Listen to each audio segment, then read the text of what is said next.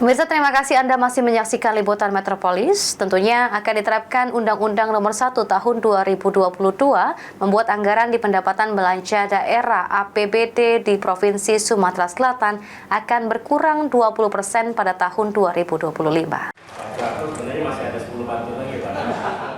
Pejabat Gubernur Sumatera Selatan Ellen Setiadi mengatakan anggaran pendapatan belanja daerah di Sumatera Selatan akan berkurang 20% pada tahun 2025 jika diterapkan Undang-Undang Nomor 1 Tahun 2022.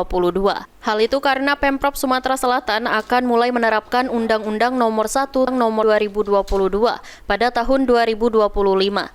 Sehingga yang sebelumnya menjadi hak Pemprov Sumsel dialihkan ke kabupaten kota. Oleh sebab itu, Ellen Setiadi meminta seluruh dinas dan badan yang lainnya yang ada di lingkungan Pemprov Sumsel tetap melaksanakan kegiatan dengan maksimal.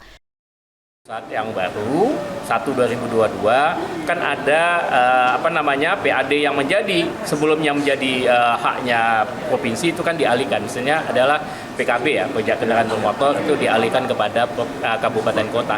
Jadi itu akan sangat mempengaruhi dan hitungan kita mungkin sekitar hampir 20% atau 15-20%. Dan ini tugasnya Pak Edward, bagaimana untuk dengan bangga sekarang lagi dilakukan pembahasan DPRD menutup ini tanpa mengurangi capaian kinerja. Yang penting ya.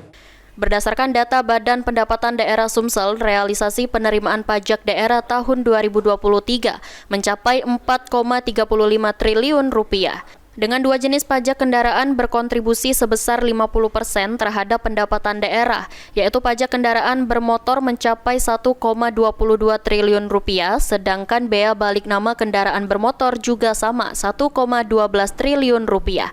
Aji Delia, PAL TV.